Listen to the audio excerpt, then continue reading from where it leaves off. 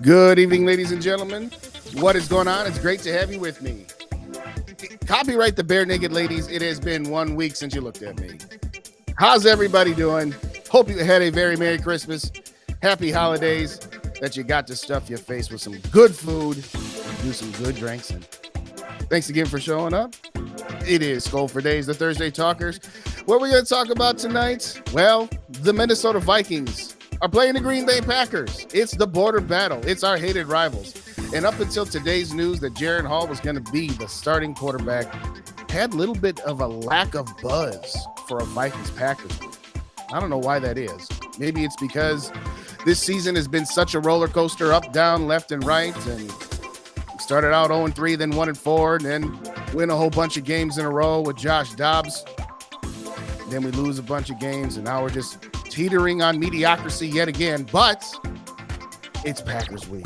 It doesn't matter if the Vikings are good and the Packers are bad, or vice versa. If both teams are good, both teams are terrible. It is Packers week. So at the end of it, for me, anyway, that's all we need to get this going. That's all we need at all. Let's turn down the music. Let's change the banners up here. Thank you, everybody, for showing up. We'll get some shout outs in a moment here. But as always, if you didn't already do so, wipe your feet at the door. Do me a favor. Help me out with the YouTube algorithm and just hit that like button. It's free. It doesn't cost you anything to hit that button. And it helps the channel grow. And if you don't already subscribe to Purple and Gold for Days, hit that sub button as well. And if you are a sub, please consider becoming a premium subscriber. $2.99 a month. Y'all know how it goes. Priority in the chats. Can come on the mic on Monday and Thursday nights if you'd like, as well as the mailbag. Tell me what kind of video you want me to do, and I'll do it. But let's get some shout outs. It's been a week, so I got to say hello to my people here. First and foremost, Brother Dave, Vikings first in SKOL. What's going on? Fuck the fact. Right off the bat. Dave ain't wasting any time tonight. What's going on, Dave? Good to see you. SKOL Mafia, my SKOL brother. Let's haul the cheese out of town. You are correct, me boy. You are correct. T-Bass in the building. What's going on? Let's run the ball. Yeah, might have a little something to say about that. Yeah, I haven't had a chance to check it out. You'll have to tell me about it, T-Bass. You'll have to tell me about it. T-Bass says, I like the Bengals all-white version. Yeah, I'll definitely give you that. I'll definitely give you that. Who else we got here? We got T-Bass and Dave talking a lot. There we go. Hey, Cliff, what's going on? Clifford is in the house. What's going on, Clifford? Good to see you. Good to see you. We got one of the queens. We got the matriarch. Mary's in the building. What's going on, Mary? I'll be doing some announcements on those prizes tonight, Mary, for real. Because we're a little behind on that after my schedule got a little wacky over the holiday, and I didn't do a pregame. I didn't do a Monday show. The whole schedule got messed up. But shout out, Sodak. What's going on? Good to see you. Thank you so much for joining, as always, Sodak. We got Ryan here as well. How's everybody doing? Hope everybody had a good Christmas. Absolutely. Wore the Viking sweater to church. And when we were here in Wisconsin, the pastor said sorry for the game. Well, to the victors go the spoils. Although they really shouldn't be saying much. Barely beating the Carolina Panthers. And frankly, that game could have easily gone to overtime. But alas, we'll get our revenge this coming Sunday night. We'll get it this Sunday night. That's for dang on sure. SKOL for Life Barber is in the house. What's going on? Hope y'all had a great holiday. Absolutely. Absolutely. And a lot of hellos and what's going on. We got fans since McMahon. Shout out everybody to fan. What's going on? We may never move forward with this team. Well, finally is right. And I'm going to talk a lot about that here tonight, but it's about daggone time. It is about daggone time. Has anybody seen the Iron Claw yet? No, I have not. No, I have not. We got Dave Thibodeau in the building. What's going on, Dave? Good to see you. Thanks for coming on by. We got Vaughn in the house. What's going on, Vaughn? Good to see you, as always. Oh, Ryan said he thinks the Packers are Vikings fan. Okay. All right. That would be interesting, being a Packer, in Packer country, being a pastor and being a Vikings fan. I don't know how many confessions Packer fans would be given to their priest if he or she was a Vikings fan. But anyway, I digress. Okay. Hit that like button, ladies and gentlemen. Hit that subscribe button if you aren't already subscribed. Help me out just a little bit. Just a few more to 1,000. But y'all know how we start the show. If this is your first time here, indulge for just a couple of moments. I say thank you to the people who have put something in the chat for me, read the comments on occasion, but I have to say thank you to a few other people who may or may not be in the building at this time. And we're talking about the active and veteran members of our armed forces who fought for our freedom, who continue to fight for our freedom. And we thank the family members of those veterans and active members for time away from their loved ones so that we can be the greatest nation on the planet and that we can all be safe. Shout out also to the brave men and women who serve our law enforcement, firefighters, and EMS, who in times of tragedy, the ones running towards the danger, while the rest of us are trying to get away from it. And finally, thank you to the doctors, nurses, surgeons, frontline workers, home health care providers. In our time of medical need, you are always there to do your level best to take care of us. Your Super Bowl is saving a life.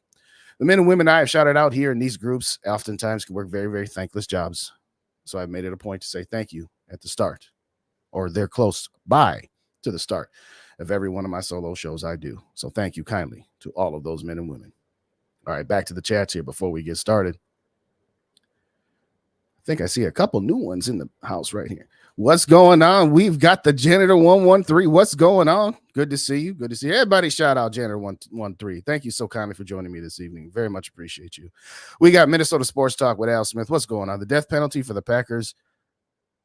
A beating in the chair of the consists 4 touchdowns scored in the air and on the ground. I like that. I'll take that, Al. I'll take that all day. I will take that all day. All right, Mary says I had a stupid Packer fans at the store. Oh, did I want to say something? You know what, Mary? Hopefully they come back sometime next week.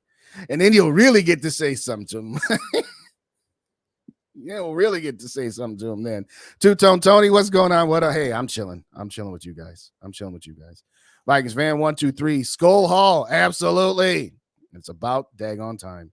It is absolutely about daggone time.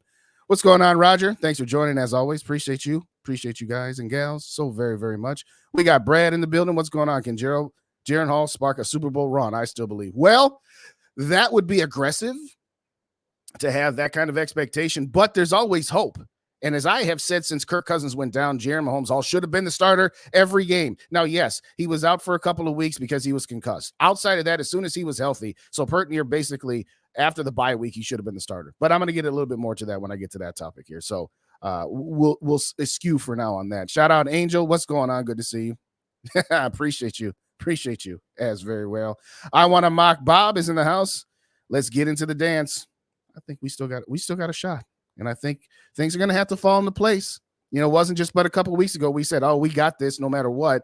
We'd really have to screw it up. Well, then we go and lose 2 games in a row after barely beating the Raiders, by the way, who then put up 63 points the next week. I'm still baffled by that. But, hey, this is the bed we've made, so now we got to lie in it. Shout out in the Zone podcast. What's going on, Zoe? Good to see you. Thank you so much for joining me. I appreciate you. Appreciate you so very, very much. All right, so we're going to do how we always do. We're going to start it out by saying this. I'm a little bit behind. We all know we got Mini-Me still going to the Big Apple as well as Washington, D.C. So anything going into the Super Chats tonight, as well as on the Cash App, Purple and Gold for Days, get a matching donation percentage, and we're going to enter you into these drawings. Now, Mary has been so gracious to donate a bunch of prizes, and due to the scheduling quirks of last week, I didn't have a chance to give away what last week's was. So guess what? Last week and this week, we're going to put them together. And we're going to draw twice. If you don't already know, this is what last week's prize was. We got this nice limited edition drinkware set, as well as this very nice piece of artwork. That's on the table. And this week's prize, no, it's not a leather chair, but it's the cover of the Minnesota Vikings that you can put on your leather chair. So any donations, $5 increments, get you into the drawing. If you are a member of Purple and Gold for Days, you also get an automatic drawing. And if you become a new member, you get 2 drawings, one for being one and one for signing up. So we will get these prizes out to you here, and we will do the drawings. The idea is to do the drawing Monday or Tuesday for both of these, and then Mary's going to get me one more prize to give away for the last game of the regular season against the Detroit Lions. But help me out. I know. Right after the holiday season, we all spend money on gifts. Whatever you can do, anything you can do. I appreciate you so very, very much. All right. And one more time before we get to the topics, hit that like button. If you don't already do so, hit that subscribe button for me as well. Let's get cooking here. Let's get cooking. We got Chad. What's going on, Chad? Good to see you. Good to see you as always. Thank you so very, very much for coming on by here tonight. let's get this out of the way. I was going to save it for later. Did you see the Vikings are the top destination for Russell Wilson, as you would say? Heck to the no. Yes, I agree. No to Russell Wilson. 3 years ago, yes. Now, no, absolutely not. I'm not even going to get into it. Number one, I'm not trading a 7th-round pick for that guy and absorbing his salary. If Denver is going to be dumb enough to actually cut him and take an $84 million dead cap hit, let him. But no, I have zero interest in Russell Wilson, even if he played for $1. So let's just get that out the way right now. Y'all know how I feel about Kirk Cousins. Good, bad, or indifferent, and what I think we should do post this season. But I would take Kirk Cousins back on a 5-year contract before I would take Russell Wilson. And you know what it is for me to say that. You know what it is for this guy right here to say he would sign Kirk Cousins to 5 years before he would take Russell Wilson. Absolutely not. T-Bass, the Packers offense a lot different when Christian Watson's playing. Luckily, he hasn't practiced all week. That is very, very true. That is very, very true. Day, Addison touchdown this week. Well, if he plays, I don't know if he's going to play. I honestly don't know. I thought that he would probably be okay after the game, but he's still up in the air. So I don't know. I think if he plays, we're in good shape. If he doesn't play, it's going to be a dogfight. I'm going to say that right now without TJ Hawkinson and company. And we'll talk about that here tonight as well. But I don't know. I don't know if he plays. Hard for me to know and hard for me to predict if he's going to score a touchdown if I don't know he's going to play. But shout out Warlord. What's going on, Warlord of Art? Good to see you as always. Thank you so kindly for joining me and everybody else. A lot of hellos and thank yous to yes, absolutely. Thank you to the Queen for donating those. Absolutely. Yeah, Russ is done. Absolutely. T-Bass, I've missed you. Can we trade scene straight up for Russell Wilson? Okay. No. But you had me thinking for a second. You absolutely had me thinking. Let Kirk Waff draft Penix. We'll get to Kirk. We got a lot of offseason to get into the Kirk stuff. We got a lot of offseason to get into. Thank you, SKOL Mafia. I appreciate it. All right, for real. One more queen in the house. We got Sarah. There will be no more riding with Russ. That is correct. He's just so bad. I said don't judge him by last year's performance with Nathaniel Hackett as his quarterback, as his head coach, because that guy was just absolutely terrible. Absolutely terrible. But for right now, anyway, no, he's done. Dave, Minnesota Sports Talk, if you could you tweet this out for me? I forgot to hit it on the Twitter machine. If you could tweet that out or X it out or whatever you want to call it. If you could X out this episode for me, I very much appreciate it. Shout out. We got a house call from the doctor. Dr. Proto's in the building. What's going on, doctor? Good to see you. Good to see you as always. Thank you so very, very much. Okay, for real. Hit the topics. Keep it under an hour, Justin. Don't babble on like you're from Babylon. I digress. NFC North roundup is going to be a little short because, again, we've got the Vikings playing an interdivisional rival. So what do we got to talk about? Well, the Chicago Bears. Oh, yeah, they're hosting the Atlanta Falcons. Somehow, some way, the Bears are favored by 3 points. This is an elimination game right off the jump. Whoever loses this game is officially eliminated from the playoffs, and frankly, both teams might be eliminated from the playoffs. We don't care. We're actually pulling for the Chicago Bears, not because we really want them to win, but because they have 2 first-round draft picks, and we'd like the second one to be as low as possible. But in all seriousness, nobody cares about that game. The real game in the division is the Dallas Cowboys hosting the Detroit Lions, the newly crowned Kings of the North. Congratulations to the Lions. We're happy for you. You know what? You Lions fans, you deserve it. It's been 30-some odd years, 30-some years since you've won a division. Congratulations. Now, don't be one and done. Otherwise, you'll be called frauds like we were. Oh, that's right. They won't call you frauds. They'll call the Vikings frauds. They won't call you frauds. But anyway, I think Dallas is going to win that game because they are still fighting for their division, as well as whether they're going to be the 1 seed, the 2 seed, or the 5 seed, because they can still conceivably be the 5 as a wild card team. And frankly, they're behind the 8 ball. They need to win out and have Philly lose out, which I don't see happening. But I think the Cowboys absolutely Saturday night are going to take care of the Detroit Lions. And hopefully that will. But here's the thing. Everybody's saying, well, Dallas will take care of Detroit, and then Detroit will have nothing to play for. No, they won't. They'll still be playing for seeding in Week 18. So this notion that we're going to have an easy matchup if we, to get into the playoffs if we win both of our last 2 games, Detroit's going to be playing for something. And Dan Campbell's not sitting his players. And you know what I say? I don't want Detroit to sit their players. I want to beat them legitimately, that we earn our spot to the playoffs. And then, by the way, if we do beat them, we'll be right back in Detroit the next week, because then they'll be the 3 seed. So that's your quick NFC North roundup. And all I'm going to say is this notion of, if Dallas wins, then we'll have an easy game. Forget this easy game stuff. Win on your own. At least that's what I say. But at this point, after the Vikings done mess around all season, hey, if we get into the playoffs, we'll take it any way we can get it. Take it any way we can get it. So there's that. Reset. Hit that like button, y'all. All right. I know I got a few more comments before I get really into the nitty gritty stuff. They talking about, oh yeah, they've been talking about that for a while. And I'm going to talk about, I might get to that one tonight, but at the same time, yeah, all I care about is I don't want Kirk to be coming back on market value because that will cripple this team.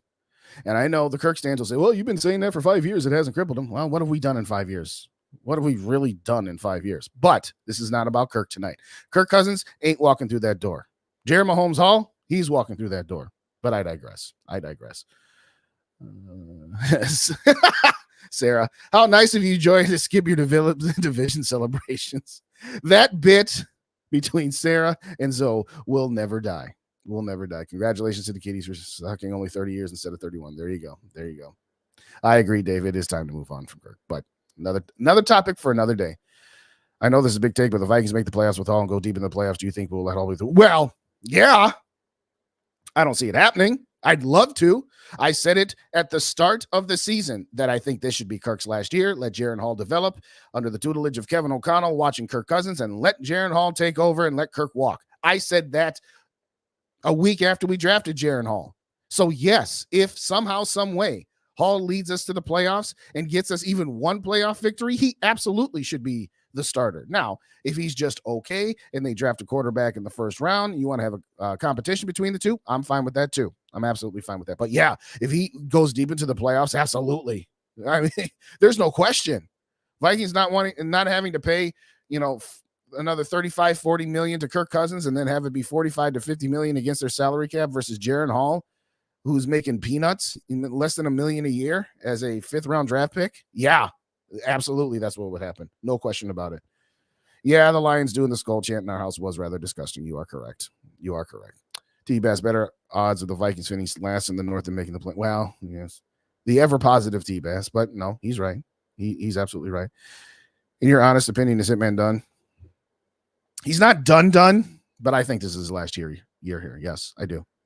And I think that they went into it thinking that this was going to be his last year. Actually, they went into it. Kwesi went into it thinking last year was going to be his last year here. And that's why he drafted Lewis Seen, hoping he would take his place. And then when Lewis Seen didn't, they got Harrison Smith to take another contract cut. Guess what? The contract cut that he took was for this year and this year only. He's still slated to make $21 million next year. He's not making $21 million here next year. So if he takes another deep team-friendly pay cut, I could see him coming back. But yes. Now, in fairness to Harrison Smith, when you have Cam Bynum and Josh Metellus roaming the backfield the way they can and the way they've been capable of, yes, Harrison Smith hasn't made as many splash plays, but he still has performed a role. And yeah, if he's willing to take a pay cut, and I'm not saying he is obligated to, as I've said a million times, players are not obligated to give any money back. Absolutely not. But do I think he's done being the Harry the Hitman Hall of Fame, borderline Hall of Famer to possibly Hall of Famer that he was with the Zim Reapers back in, 2015 to 2021? Yeah, I think he's done at that level. Yes. Is he still a serviceable player? Yes. And again, if he can find the right number and that the Vikings would agree to, I think he'll be back. But if he's of the mode of, hey, I took a pay cut last year, I'm not taking another one, they're not going to bring him back at his full salary. Absolutely not. Absolutely not. If we lose both games, we can end up with a top 10 pick, just saying. Well, actually, the highest they can be is the 5. They could actually get the 5th pick if they lose out and a lot of unlikely things happen. I mean, the likelihood of getting the 5th pick is not very high, but they could finish as high as the 5th. But we're not talking about that just yet, and I'll get to that here later. Shout out Frozen North. What's going on? Thank you as always for joining. I'd rather keep Hunter and let Kirk. Well, yeah. Yes, Sarah. Yes. No question. Absolutely no question about it. No question about it. If not, Hall, move up, move forward. Yes, I agree. Okay, for real. Not talking about any more Kirk Cousins here. No more. We can sign Kirk and draft the quarterback of the future in the same year. Yeah, no, I don't want to go down that road. Because number one, he's going to want 3 years. I don't want him for 3 years. Yeah, if you can convince him to sign a 1-year contract, which you can't do because he's not going to sign a 1-year contract. He's probably not even going to sign a 2-year contract unless it's fully guaranteed and no trade clause, which I'm absolutely not going to do. So we'll see. But yes, build the team. Yes, absolutely. Yes, he does. And we're going to talk about that. Shout out, Freddie. What's going on? Good to see you. Now, there's another optimistic guy. Freddie, we can still get these playoffs, baby. We still get them. Bob says trade JJ. No. Absolutely. Bob, what are you talking about? Trade JJ. draft a top wide receiver and a quarterback and keep Hunter and no, sorry. I disagree with you, Bob. Absolutely not. Shout out to Evil to Hope. What's going on? Ice Day Tay. What's going on, Too Evil? Good to see you. Good to see you. All right, for real. Let's see. Everyone career comes to an end. Father Time plays no favors. That is absolutely true. That is absolutely true.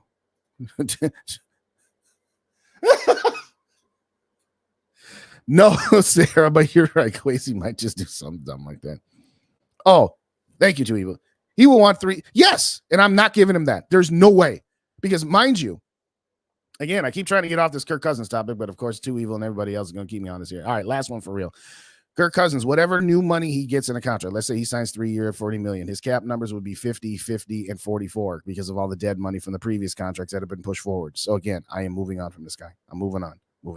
Too Evil, you ain't even funny for saying that crap. Let's just stop right there. All right, for real. All right, time to get to the top X, for real.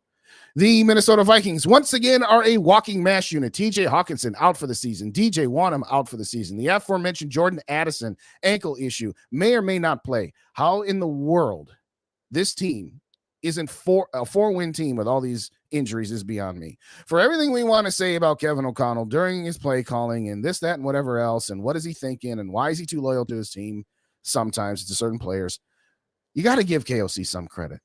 You got to give him some. That this team is still in a position to make the playoffs. Now, on a general sense, in a vacuum, am I sick and tired of this Vikings team always constantly circling around mediocrity and just being good enough to just barely make the playoffs or just barely miss the playoffs? Yes. However, copyright Stephen A. Smith. However, in this instance, you got to give the guy some credit. I mean, again, good for TJ Hawkinson for doing the hold in earlier to get in his bag before he ended up getting injured, unfortunately. TJ Hawkinson, boy, it's unfortunate. Both the ACL and the MCL, he's not going to be ready for the start of the season, I don't think. I mean, no disrespect to the guy. He's not Adrian Peterson. And I'm not saying he's not going to work hard as a recovery. We don't even know when his surgery is going to be yet because you got swelling issues before you can even do it. So with all that being said, it's going to be difficult. Josh Oliver, you had that great reception at the beginning of the game when absolutely nobody covered you because they were covering TJ, JA, and TJ, and JJ, and everybody else. Josh Oliver, you're going to have to step it up. 3 years, $21 million, Josh Oliver, to be a blocking tight end. You can't just be a blocking tight end anymore. Not anymore. So you're the next man up. And I want to hear about Johnny Munt being the best third tight end in the NFL. Okay, well, now he's going to be a mediocre second tight end in the NFL.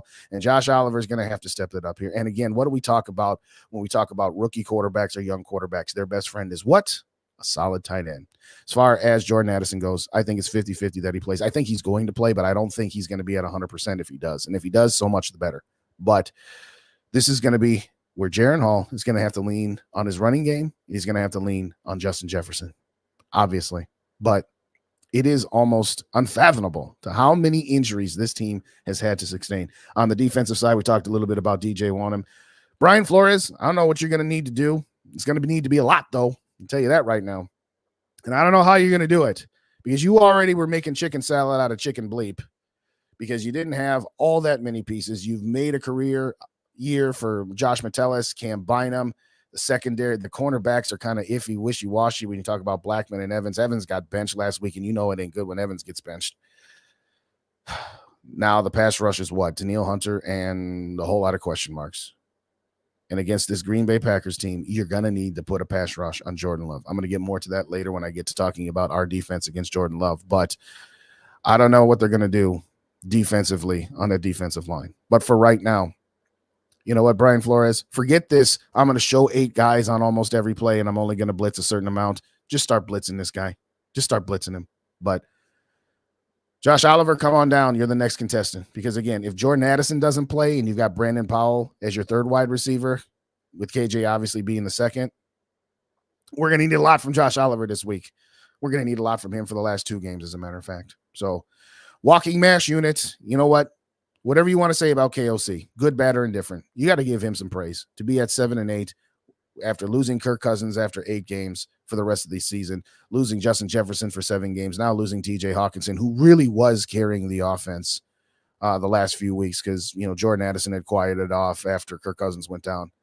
And, yeah, JJ did his best last week. I mean, he played his heart out. I mean, the only reason that he made that spectacular catch is because he ran all the way back and dove on that strip sack from Nick Mullins. Boy, this is going to be tough. But the Packers defense is garbage. So we have an opportunity. We have an opportunity at least. Reset button, hit that like button, hit that subscribe button if this is your first time here. And any donations, $5 increments, get into the drawing for the mini me to the Big Apple fundraiser. Thank you so kindly, everybody, for that as well. Appreciate you so very, very much. Okay, back to the comments, because that's why I do this. So I love interacting with you guys. Like I'm always, yeah. We ain't going to that. Yeah, I think he's going to be out for the first month. I agree. I totally agree, Clifford. I totally agree. He's not going to be ready to go week one. He's not Adrian Peterson. I'm thinking Kirk is going to take 2 years, 60, 65 million. I'm okay with that. I'm not totally against it, but I'm not really totally for it either. I want to move on, but 60 to 65, okay, I guess. But I don't think he's going to take 60 to 65. I really don't. I think he's going to say, look around the league at all these backup quarterbacks, and you think I'm going to take a 30-year deal, $30 million a year, when Daniel Jones is getting 40 and he's benched or hurt, whatever the case may be. All of these mediocre quarterbacks getting paid way more than Kirk is per year. You think, I mean, maybe, doctor, I'm not saying you're wrong, but what I'm saying is I just don't see Kirk taking that kind of discount. I really don't. If he says, hey, I'll take 2 years, 45 million. Okay. I wouldn't like it, but I wouldn't hate it either. I just don't see Kirk doing it. I hope you're right though, that it's not market value. If it's market value, forget about it. T-Bass, if you want JD to stay, be prepared to have Kirk for a minute. Well, yeah, there's something to be said there. Oh, look, no Kirk, and we're still going to end up between. Yes. Thank you, Sarah. Which is why when Kirk Cousins got hurt, I said, trade away everybody. No, you can't give up. That's tanking. I'm not saying tank. I'm just saying, yeah, pending free agents you're not going to bring back. Get rid of them. Get something back. Freddie says Flacco supposedly had interest in the Vikings, but we didn't match. Maybe, maybe not. Maybe they felt that they wanted to go with a younger, more mobile guy. We'll never know. I do agree, Sarah. I do agree. Yeah, I think he'll be okay. I think he won't be TJ Hawkinson. There's no way Josh Oliver will be TJ Hawkinson. Absolutely not. But I think we'll be okay there. I agree, Dave. Nobody, not even Flacco, expected Flacco to be that good. I like that Mullins was handed controls of this think tank to Jaren, drive us to the bottom of the standing. Yeah, no, there you go. There's something to be said there too. I might have something about that. Oh, you'll definitely miss camp. I don't know that he'll be there week one. We'll see. Hopefully he does. Yeah, I agree, Dave. I thought he was retired too. I didn't even know he was still playing. Yeah, he was limited today. I'm just saying that he's not going to be at 100%. I don't think. I hope I'm wrong. I hope he absolutely is too. Oh, really? Somebody show me what's the score? This thing hasn't updated for me. 34 points in the first. Can we do something like that once in a while? Have 34 points up on the board at halftime? Browns have a good hand. There is that, T-Bass. There is that. I'll say this. I want him to play this weekend because it's the Packers. Okay, if it wasn't the Packers, I could listen to that. But yes, if they lose to the Packers, which I don't think they will, and I for dang sure hope they don't, could you imagine the Packers eliminating us on our home field? Although we haven't played very well at home. Yeah, if they do lose Sunday, I agree with you, Too Evil. They should sit JJ. Absolutely. Atlanta will offer Kirk Cousins more than I hope so. I really do. Like I said, it's time to rip off the Band-Aid. It's time to be done. It's time to move on.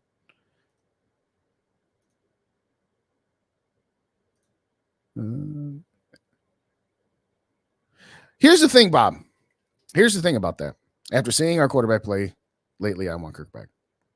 What we have seen at the quarterback position for the Vikings and around the NFL doesn't change my opinion on Kirk whatsoever. He's still a 6. He's still that comfortable 6. All that we've shown is what life is like with 3s and 4s.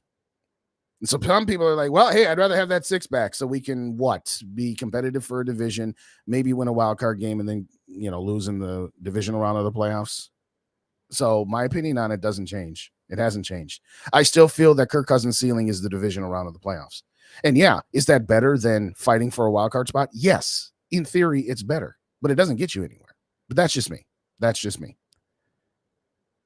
I'm just ready to go in a different direction. And if that direction means that we're, not so good for a year, okay.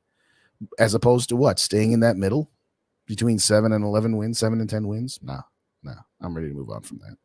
Yeah, they are 2-5 at home this year. That's just ridiculous. That's just crazy.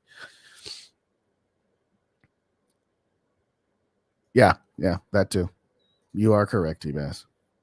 Let's see here. What's Dave's on? One of the craziest stats of the season. Yes, I don't understand how they have been that bad at home. All right, let's move on. Let's move on to the next one here. What do we got? Jaren Hall. Let's get down to the nitty-gritty. Oh, yes, everybody's been talking about it. Everybody's got their opinion. I've been saying, as I said earlier, since Kirk Cousins went down, I said play Jaren Hall the rest of the season and see what you got. And guess what? We would have been no worse off than where we are had we done that. Now, again, I get it. He got hurt. Okay, you couldn't play him for a couple of games. Well, we're only 2 weeks away from the bye week, so let's just roll with Josh Dobbs and then let's roll with Nick Mullins. Why? Well, we're afraid that we don't want to put Jaren Hall in a position to fail. Okay, I'm going to hear from let's hear from Kevin O'Connell, and then we'll hear from Jaren Hall here. This is about a half minute of his decision and why he decided to finally listen to all of us and start Jaren Hall. Here we go. Jaren Hall will start the football game, going back and really looking at some of the things he did in his short time out there against Atlanta. I was unfortunate when he got dinged up. We have to maintain possession of the football, and the turnover margin has been well talked about all season long. It was difficult from a standpoint of knowing that our execution level, especially in the pass game with Nick in there, has been really, really good. It's just we've had some really critical, weighty down, third down, red zone third downs type of turnovers that's made it really hard to overcome to win football games. It was really, really difficult to make that decision. Why? Why was it so difficult? Yes, you went with Hall because Nick Mullins was injured. Okay. Then he got hurt, and you traded for Dobbs. He came in, pulled out the rabbit out of his hat, even though he looked terrible doing it, and then he looked good for a half against the Saints. Second half against the Saints, he was mediocre. And the game after that against the Bears, against the Broncos, and then the Bears were both terrible. It shouldn't have been a difficult decision. You talked early in the season when we were still rolling with Kirk Cousins, and we start off 1-4, and then we get back to 3-4 after beating San Francisco. We just need to cut down the turnovers. And if these guys don't stop turning over the football, I'm going to bench them. Why does that not apply to Josh Dobbs and Nick Mullins when you had Jaren Hall sitting there? I'm talking about after he got healthy, after he cleared concussion protocol, of course. Obviously, I'm not suggesting that we put a guy out there who's concussed. But sans that, what did I say? I said Josh Dobbs is a turnover machine. He's got the most upside because he's the most mobile, but he can't throw to hit the side of a barn. Nick Mullins, everybody wanted to say, we just need a quarterback that can drive the car, that can just not turn the ball over. And I said, the guy has 27 touchdowns and 23 interceptions. This guy's just as prone over as Josh Dobbs is, except he doesn't move around. And how many times did he get strip sacked, by the way? And we're talking, we got to cut down these turnovers. Yet you got a guy in Jaren Hall who is kind of in the middle. He doesn't have the mobility as Josh Dobbs does. No, he doesn't. He doesn't have the entire accuracy that Nick Mullins does. And to a great point that was made by my compatriot Tyler Fornes over on Vikings First and SKOL, subscribe to their podcast feed, by the way. Yeah, Nick Mullins did make good decisions, but he just didn't have the talent to execute on those decisions. Well, we don't know if Jaren Hall does. Then put him in and find out. He very well may be a colossal and abject failure, but at least then you have tried. You went back to the well with Josh Dobbs and Nick Mullins, and that is the biggest reason we are in the situation we are now, which is fighting for our playoff lives. We should have already had a playoff spot clinched or been in position to clinch this weekend against the Green Bay Packers, but we didn't. Why? Because this head coach was so stubborn to say, no, I'm not going to put my rookie quarterback in there. Okay. His lines were, we believe Nick Mullins gives us the best chance to win, and we're not ready to just pack it in to see what we got with Hall. He gives us a better chance to win. Funny. Now you don't think that, do you? Because otherwise you would have been playing Nick Mullins again. And frankly, I was rather pleasantly surprised today. I was frankly pleasantly surprised when Jaren Hall was announced to be the starting quarterback. I didn't think KOC was going to do it. I really didn't. I didn't have a chance to do a reaction to the game last week because of the holiday. Nick Mullins, 411 yards passing and 4 interceptions, and frankly could have had 2 more. Now, yes, some of the ideas that he was going with, that fourth down play, it's really easy to say Justin Jefferson's wide open. Yeah, if he just gets another 5 yards under that ball, it's a touchdown. Okay, And it was 4th down, so it was just the same as a punt anyway. All right, I'll let go of that one. But the last one at the end of the game, after getting strip sacked and having your star wide receiver jump on that ball, and then having him make a ridiculous, almost as good as Buffalo last year catch, and you have him wide open in the middle of the field, and you couldn't get the ball to him. It wasn't like it was a 60-yard pass. It was a 30-yard pass. So I'm just going to say this. Kevin O'Connell, I don't care how bad Jaren Hall looks, if he looks bad at all. Let me rephrase that. Let me start that again. Kevin O'Connell, I don't care how Jaren Hall looks, whether he looks good, bad, mediocre, or absolutely horrific. You play him both of these games unless he's hurt. And you see what you got. Because you've tried Josh Dobbs and Nick Mullins, and it was an abject failure. Yeah, you won some games on the back of your defense. That's great. That's great. You waited way too long to pull Josh Dobbs for Nick Mullins against the Raiders, and you waited way too long to put Jaren Hall back. He's a guy that has been here the entire time in the offseason. And yes, so was Nick Mullins. Okay, that's all well and good. But after a game and a half of Nick Mullins, we all knew what he was. He was a gunslinger. Everyone would say, well, he went to the same college as Brett Favre, and he's a Brett Favre light. And no, he doesn't have anywhere near the arm talent Brett Favre does or did. You're going to try and compare him to Brett Favre. I hate Brett Favre. Anybody know me knows I don't like Brett Favre, but don't put Nick Mullins and Brett Favre's name in the same sentence just because they went to the same school and they have the same mentality. Josh, Nick Mullins, come on. Why you waited this long, KOC? I don't know. Why is it that all the content creators, all the fans on Twitter and X and anywhere else on social media could figure this out, that Jaren Hall actually gives you a better chance to win? And like I said, it's the added bonus of having him actually out there getting some game reps and seeing what you have. And to the commenter's point earlier, yeah, if he wins this last 2 games and then pulls off the upset against either Detroit, Dallas, or Philadelphia in the wild card round, yeah, he absolutely should be your unquestioned starter next year. Now, if he's just okay and you draft somebody in the first round and you have a competition between the two of them, that's fine too. But it's nice to know what this guy has. And in fact, let's hear from what Jaren Hall had to say after A, being told he was going to be the starter, and B, what his preparation was, and also a couple of comments there about what it took him to get back from the concussion protocol. Here you go. Yeah, it took about 2 weeks. I wasn't out for those 2 games following Atlanta. I wasn't there traveling with the team or at the game, so it's about 2 weeks, and I started feeling myself again. You just got to realize how fast guys play. You got to be smart about the times you use your legs, and you got to get down. There's no superhero ball you need to play. The game is 1 over 4 quarters, not one play, and you just got to remember that. If you do what you need to do, delivering the ball, you don't have to be in those situations for the most part. I love that second to last sentence. You don't have to try to play hero ball. The game is not 1-on-1 play. It's 1 over 4 quarters. Another reason that I wanted Jaren Hall to play a lot sooner than he did, and I said this in the offseason during training camp, the guy exudes leadership. The guy exudes knowledge for a young quarterback in the NFL. Yeah, he's a couple years older than most rookies are. We understand that. But just listen to this guy. He's loquacious, he's articulate, and that's the guy I want in the huddle. And he's finally going to have an opportunity to play with Justin Jefferson.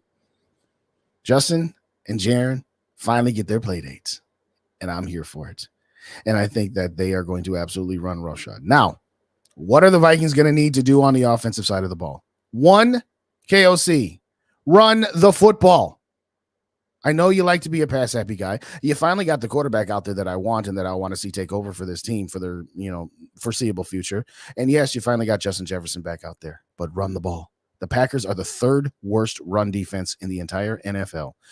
Their defensive coordinator is under so much fire from the fans, from the media, even more so than Ed Donachelle was with us last year. He is so bad. He's so terrible. Everything that is wrong with the Packers defense, it is all his fault. It's all his fault, right? Okay. All I'm going to say is this. There's no reason, even with Jaren Hall making his first start at home and only the second start of his career and only having played in 3 or 4 drives total in the NFL, not named preseason, you should have 30 points on this team. This Packers defense, overall scoring defense, mediocre. I think 17th in the league, somewhere in there. They're like 13th or 14th against the pass, but 13th or 14th worse, so they're slightly below average against the pass. And oh, by the way, they're absolutely terrible against the run. So just like that Denver game where Alexander Madison ran roughshod, Ty Chandler had a good game, you need to lean on the run game, period, point blank. Get Jaren Hall in rhythm by getting the running game going, some short play action passes, and then hit a couple of bombs to JJ. That's all you need to do offensively to win this game. Defensively, different subject. We'll get to that shortly. But for right now, you have got to establish this run game. You need to get Chai Chandler lathered up and get him back. I don't know what KOC was thinking. We were not so far out of this game that we had to abandon the run. That's one where I will criticize Kevin O'Connell for. Absolutely will criticize him for that. Give him credit for holding this team together with all these injuries, but in-game adjustments, play calling, don't understand it. And again, some of it was lack of execution. Yes, if Nick Mullins had executed some of these plays that were ultimately interceptions, we wouldn't be having this conversation. We'd be saying, hey, run the ball more because you're not going to be able to get away with that very often. You weren't able to get away with it against the Detroit Lions. So run the ball and then get your offensive playmakers involved. Get Justin Jefferson in some quick, short throws, something easy. Get him in rhythm. Lean on the run game. Here's an idea. Learn how to run a screen pass. Why is it the Vikings are like the worst screen pass team in the NFL? And don't talk to me about it's all the offensive line. No, everything about their screen game is terrible. And it was last year too. We talked about stop running tight end screens. We can barely do running back screens very well. Now we can't even do running back screens very well. But long or the short, Jaren Hall, don't try to do too much. Just stay within yourself. Yes, if it's the fourth quarter and the game's on the line, you got to play hero ball. That's one thing. But you don't need to play hero ball in the first quarter or the second quarter on your second drive. Yeah, I know. You ran and you saw that end zone, and all of a sudden the guys came up on you real quick, and you got concussed. And unfortunately, kind of is what it is. But I'm just going to say right now, Kevin O'Connell, you've had your ups and downs. It's been a roller coaster all season long. This is your time to finally say, all right, I finally learned my lessons. I finally figured it out. And I'm going to take this Hall guy, and I've been babying him and sheltering him because I didn't want to put him in a bad position to not be successful. Well, now's your opportunity to say, okay, I'm going to come correct on this. So Hall pass up and down the field against these Green Bay Packers. Their defense is terrible. Their defense is absolutely atrocious. It is absolutely atrocious, particularly against the run. Get that run game set up and go from there. You can beat these guys offensively. Again, I will be disappointed if there's anything less than 30 points on the board today. I'll tell you that right now. Okay, back to the comments. You guys got like 50 of them in here. Thank you so very, very much. I'm praying Hall works out so we can free up a ton of caps. Yes, Sarah. If he works out, his salary would be under $1 million. Things would be, yeah. Now, you're still going to have $28.5 million dead, but so what? I'd rather pay off that bill and be done with it. So glad Hall is starting. Mary says we will make some mistakes, but believe. Yes, absolutely. Yes, fan, that was a lot of lip service. I actually cut up a lot. I left a lot of it on the cutting room floor because he was just going around in circles and stuff. It's like he's the antithesis of Mike Zimmer, where he won't say anything bad other than, well, we had a lot of really bad turnovers, really. What if Hall is the X factor? Hey, tell you what, Freddie, tell you what, I've been clamoring for him. When we drafted him, I said, okay, 1 year and then play him and see what you got. And if Kirk gets hurt for the year, just play him. Don't play no Nick Mullins, or because Mullins would have got the start in Atlanta had he not been hurt. I said, no, let's see what this kid's got. See what this kid's got. If we bring back Cousins, let him help coach the rookie quarterbacks. I don't know that I want Kirk Cousins helping the rookies. I really don't know if I want that, because he would teach him to be, anti-aggressive at times. I'm not saying Kirk was never aggressive, but I don't know. I think Kirk's ready to be done. I think Julie's ready for him to be done, if I'm being honest with you. But that's a whole nother conversation. All right, crazy stat. The Vikings were 1-4 with Kirk as a starting quarterback. Yeah, I do remember that. Thank you. Well, actually, they were 4-4, but because he got hurt in the Green Bay game. So they were 4-4 when he went down. But either way, they were just really, really bad. They're just okay. Well, we just got to cut down the turnovers. We're just going to cut down this. Yeah. We'll talk about this in the last segment when I talk about the playoffs, but it's not entirely accurate. I will say this: the loser of the Green Bay Minnesota game will be eliminated on the conclusion of that game. No risk it, no biscuit. Thank you. Yes, he used quite a few biscuits, as a matter of fact, Sarah. Quite a few, more to say the least. SKOL for life, Barber. Hope it works out. Hate to see him get cut. Well, yeah, that too. Just play Halls to the wall. There you go. But now, Bob, I like that one, Bob. I like that one. Cliff says my money is on the fact that he was told to start. You might be onto something, Clifford. You might be onto something. I think he might have gotten a little nudge from up high saying, hey, the fans want to see Jaren Hall, so that's the guy you're going to go with. And frankly, at this point, I don't care. I don't care if KOC wised up, realized the error in his ways, or he got told by somebody, this is what you're going to do. Either way, I'm here for it. I'm here for it. I agree, Dave. I absolutely concur. Yeah, we did beat the best team in the NFC. That's true, but they didn't have Deebo Samuel. Now you can say, well, we didn't have Justin Jefferson. Well, they didn't have their left tackle, this, that, and the third. We caught them at a good spot. We caught them in the middle of a slump. If we had to go back out to San Francisco, I don't like our chances. After the mollywhopping they took from Baltimore, notwithstanding. I'm not saying, it's any given Sunday. Of course we could, but let's just beat the Packers, and then we'll worry about that later. That's true. We are the only. That's a good point. We are the only team in the NFC that has beaten the 49ers. Levitate. There you go. So because my dad went to school with Phil Jackson, that means he's a great head coach.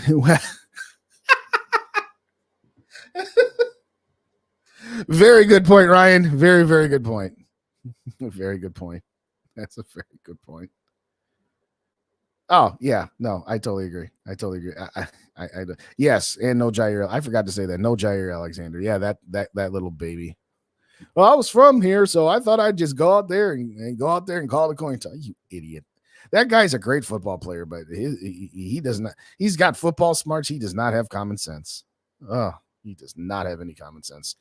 Yeah, I'll say that Jair Alexander might have done that conveniently to get out of having to play Justin Jefferson in this. Oh, I shut him down this year. No, you didn't. No, you didn't. Shout out, Colton. What's going on? We will win the Super Bowl with Jaren Hall at quarterback. Well, I don't know about this year. I say I like the kid, and I hope he gets the opportunity to be the starter for many years to come. But I don't see him winning the Super Bowl this year. I'd love to be wrong. How crazy would we be? What else you got, Colton? Time to bench Evans. Yeah, yes. I never thought I'd be clamoring for Andrew Booth Jr. I said it at the beginning of the season that any money you find with him is found money, and that don't expect anything from him. But this secondary, I'll talk about it a little bit more when I talk about the defense. I'll talk about it then. Shout out, Darian. Good to see you. What's going on? Thanks for joining. Appreciate you so very, very much.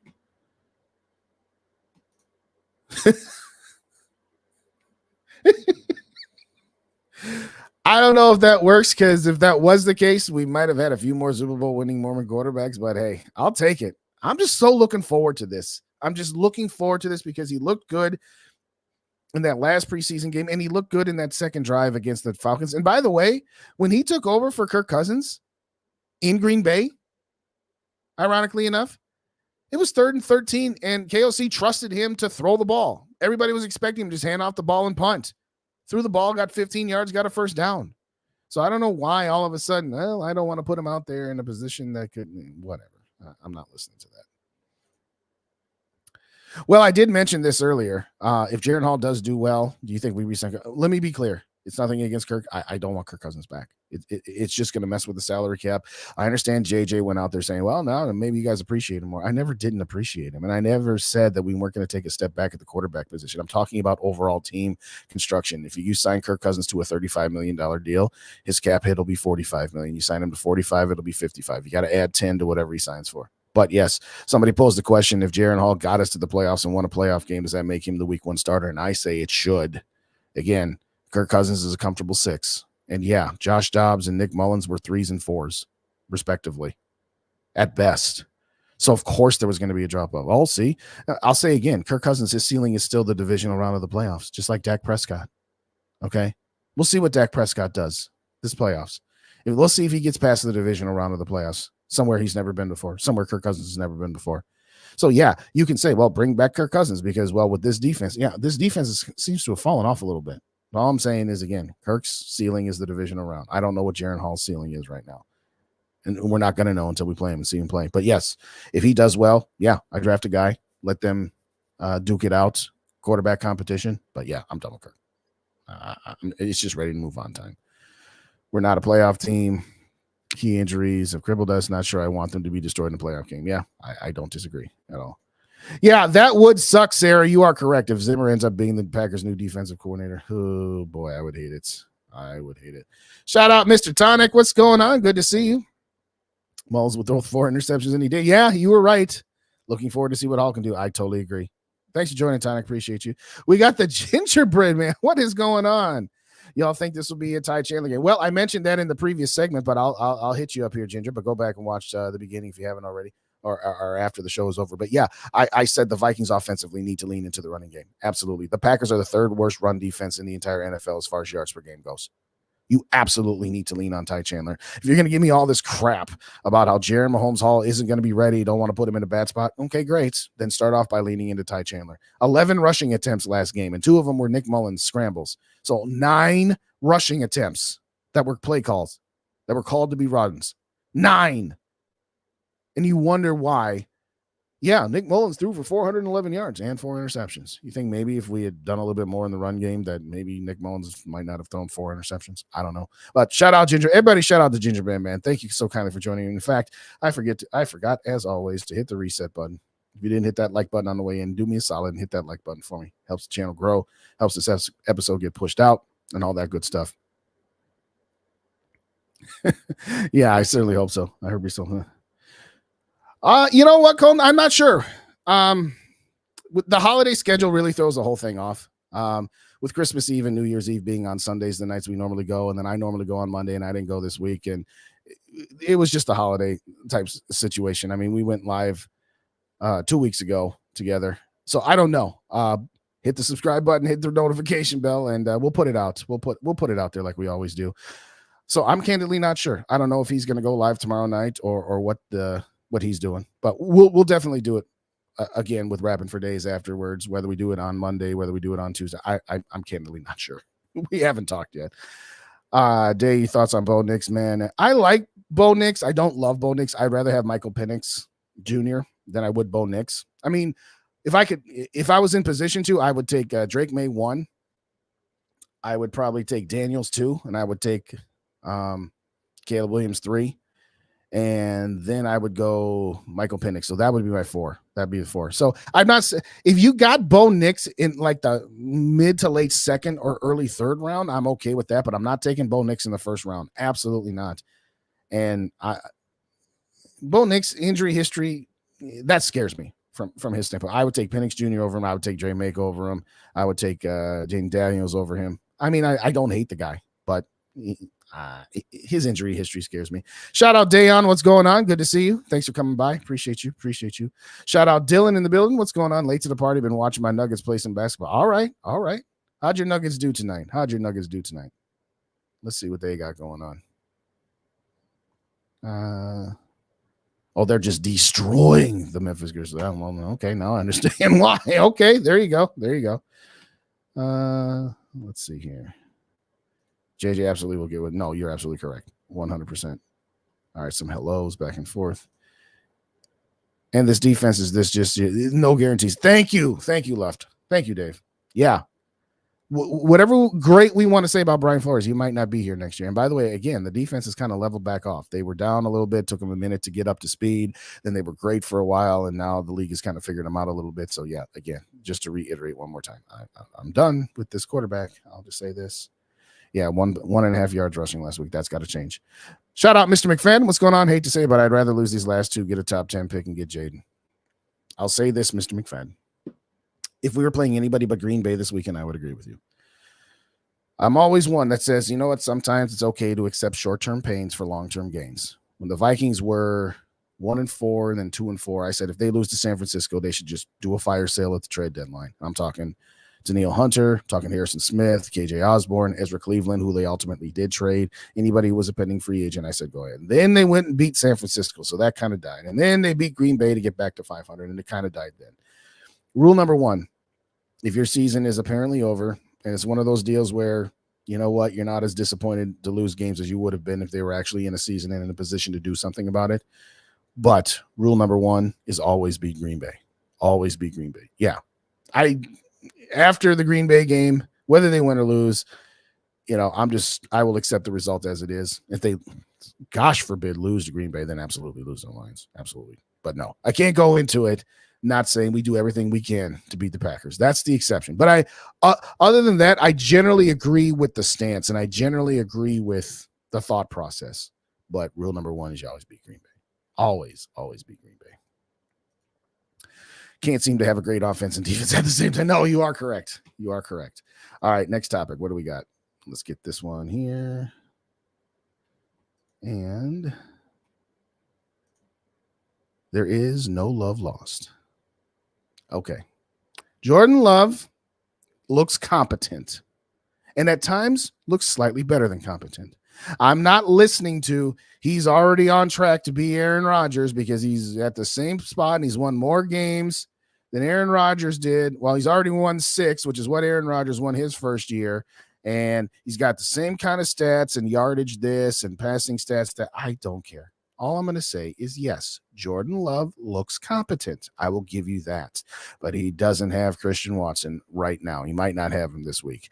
The Packers have been ravaged by hamstring injuries. Aaron Jones probably not going to play either. I didn't have an opportunity to take a look at the Packers injury report. But without Aaron Jones, Jordan Love has had to shoulder a lot of the load offensively for the Packers. And good for him. Let's stop with this. Hey, they might have another Hall of Fame quarterback on their hands. Here's what I'm going to say. Talked about no DJ Wanham. Talked about Harrison Phillips being kind of just okay. Sheldon Day on the injury report. A lot of guys on the injury report. And go figure. It's a 17-game season, and it's game number 16. And a lot of teams got a lot of injuries. Blitz the heck out of Jordan Love. And if he burns you a couple times, he burns you a couple times. He doesn't have all of his complement of wide receivers. Yeah, again, don't have Aaron Jones. Just blitz the heck out of this guy. Keep him contained. Do what teams did to Josh Dobbs after a couple of weeks, which is blitz him and surround him and don't let him run out of the pocket.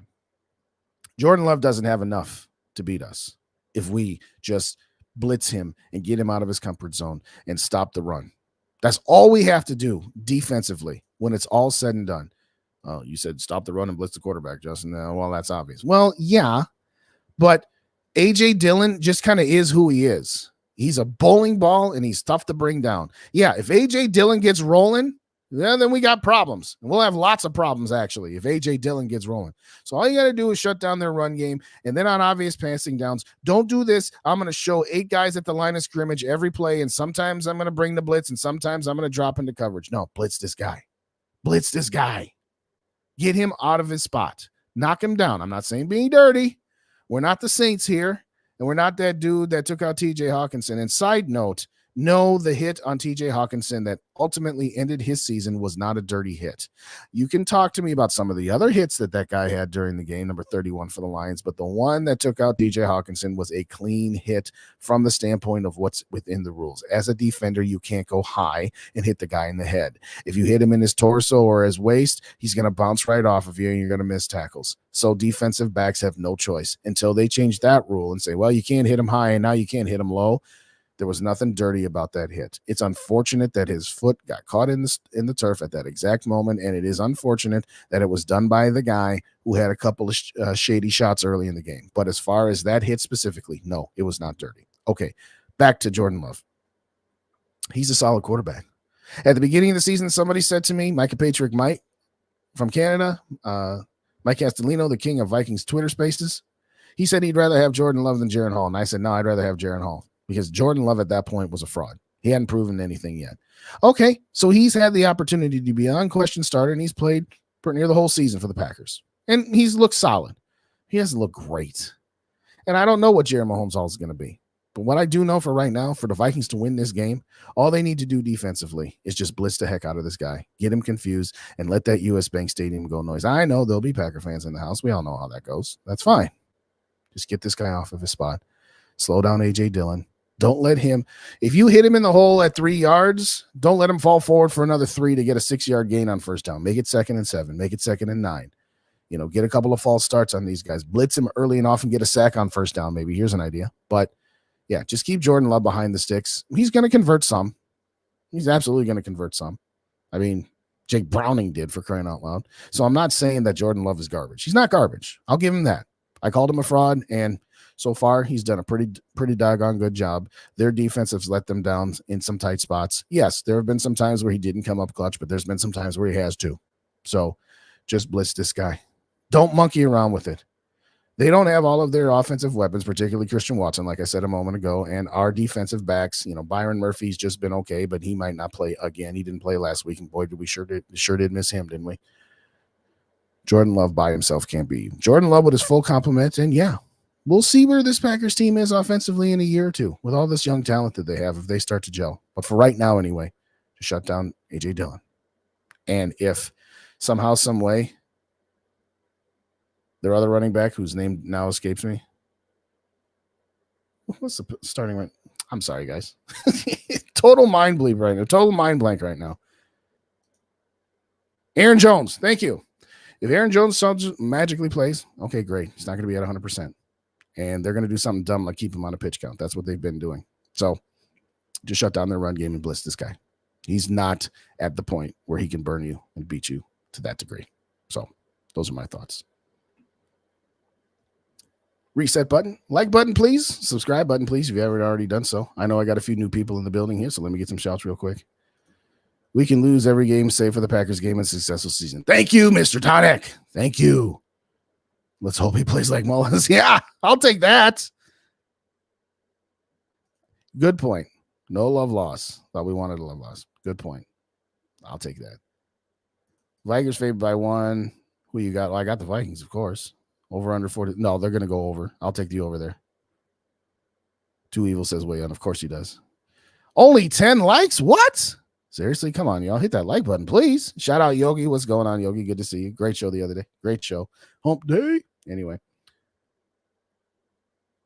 Yeah, I would take over 43.5, and it's not even close. If it's really 43.5, I might have to make a call to my brother in Vegas there. Thank you, Grandpa Dave. 933. Let's get into 2,000. Yes, share with your friends and even your enemies. I totally agree. I'll take it any way I can get them. Any way I can get them. Looking like the Motor City Kitties for the next few years. Scolders, painful to say. Nah, let's not go that far. I'm not going to go that far. No. Bring Kirk Cousins back. Maybe. But no. Because like I said, if you bring Cousins back and you got to re-sign JJ and Christian Darrisaw, you're not bringing Daniil Hunter back. Then what the heck do you got on defense, particularly if Brian Flores is gone? No, you sign JJ, you sign Hunter, you get ready to sign Christian Darrisaw. And like I said, I hope Jaren Hall throws for 450 yards and 5 touchdowns. And then next week, 350 yards and 4 touchdowns. And we can just be done with this quarterback conversation. Why is Davenport being weird? I don't know that he's being weird, Freddie. The Saints podcasters and their media tried to tell us. I don't think he just you want to know who he reminds me of? He reminds me of Bryant McKinney. Ultra talented, very, very good player, but just didn't have a passion or a love for the game. He's just in it for the paycheck. And we got duped. We got royally duped by Marcus Davenport. Just absolutely terrible. Absolutely terrible signing. Okay, last one of the nights. Then we're going to get out of here. I didn't make it under an hour because it's been a while since I've been on the mic. Love talking to you guys. Let's talk about the playoffs. The Minnesota Vikings need to win both of their games, and they need to have a loss on their schedule. They need to have a loss by either the Rams or by the Seattle Sea Chickens. Let's just break this down real quick. It's real simple. The Vikings need to win their 2 games, and they need to hope that San Francisco has something to play for next week and that they beat the Rams, because that's the only way that I see this going down.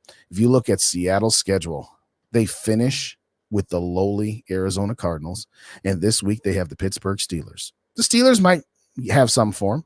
They might. But those are games that the Seattle Sea Chickens should win on paper. See, Yogi? On paper. Yeah. So I don't think Seattle's losing a game. So now you got to hope that the Rams lose one. And like I said, the Rams this week, they got the Giants. Yeah, they ain't losing that. I'd be utterly surprised if they did.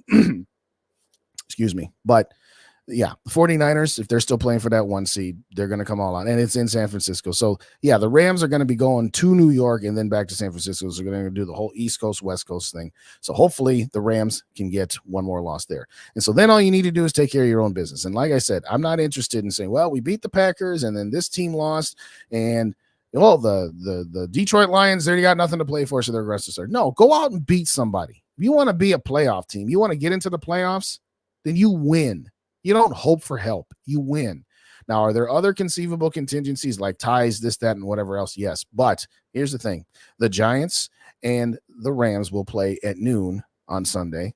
And I forget, it doesn't really matter because the Vikings are the last game of the weekend. So if hypothetically both the Seahawks and the Rams win their game, then the Vikings-Packers game becomes a playoff game because the loser will be eliminated at that point. In fact, if both of those teams win and the Vikings and Packers tie, both teams will be eliminated. But we're going to beat the Packers. So, yes, you're pulling somehow, some way for the New York Football Giants to win and the Pittsburgh Steelers to win.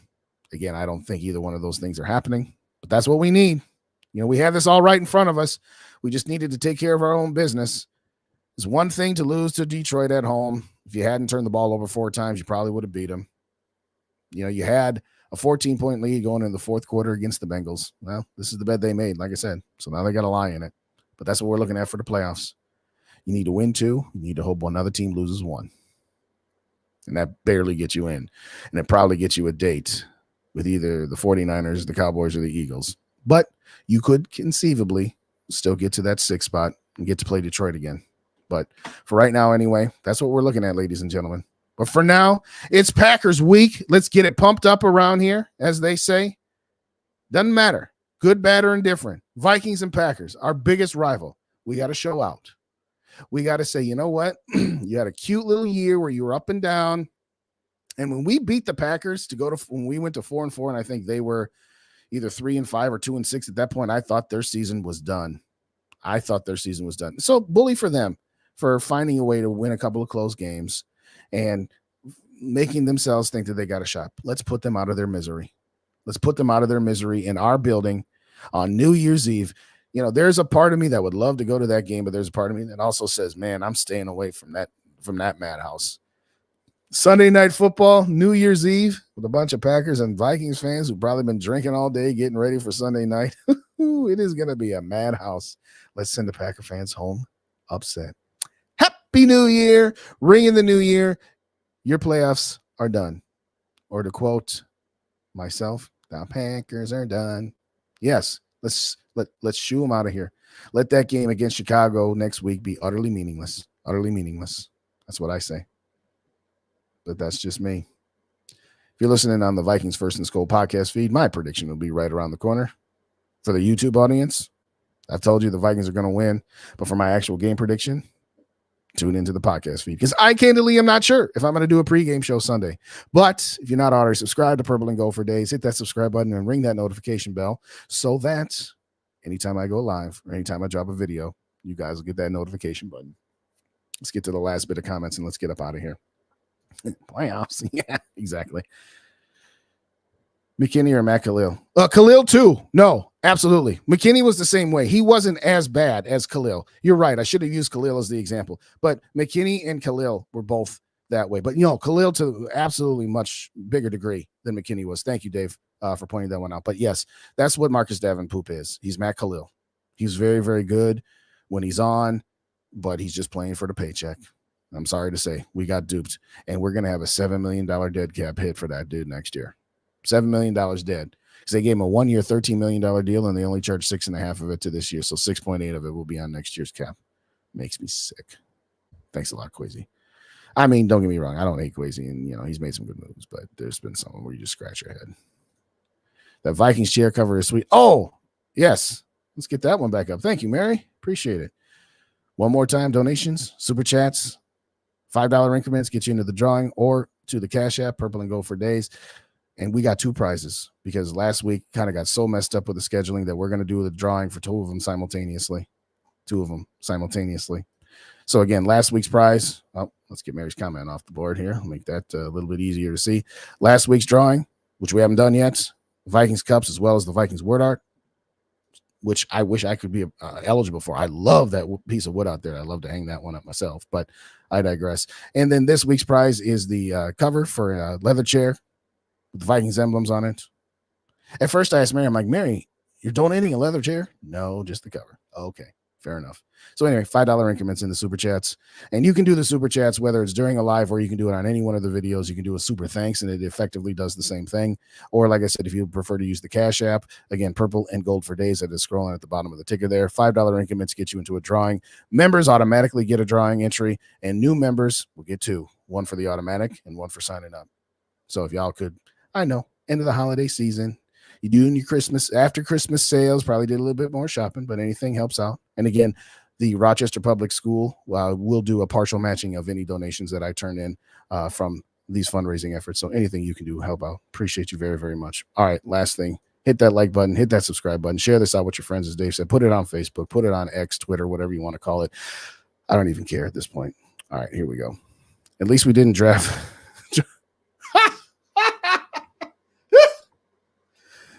Yeah, Jamarcus Russell. What's that guy up to? Probably about 500 is my guess.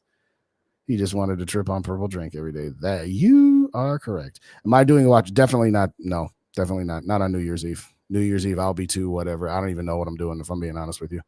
I have no idea where I'm going to be. I don't know if I'm going to do a pregame show, but no, I can definitely say I'm not doing a watch party. Not this time.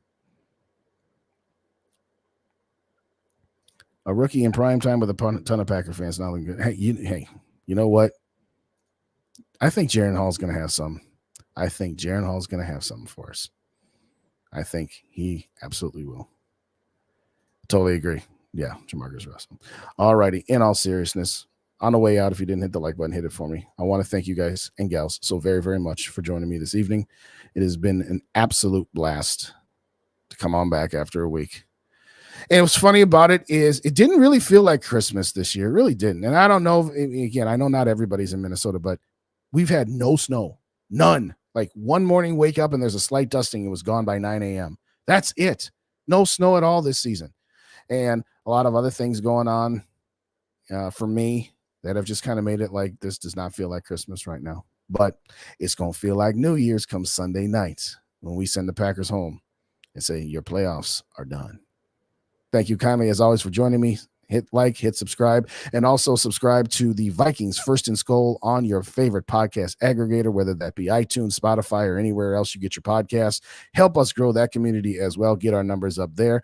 A lot of it is coming from some of it's coming from me, some of it's coming from the Vikings First and SKOL page, the Real Forno Show, as well as some online-only exclusive content, both from myself and from Dave, who does a great podcast called Who Will Be Kings of the North? Well, we have the answer to that question, but we still got 2 regular seasons games left, and I'm certain that as long as there's a team alive, we'll be doing it every single week. So please subscribe on iTunes, Spotify, wherever you get your podcasts, to Vikings First and SKOL, and of course to me on Purple and Gold for Days. I appreciate every person who came out here tonight. Send me a little something in the chat. How about no? Let's get a shout out. How about no? Got in at the end. There you go.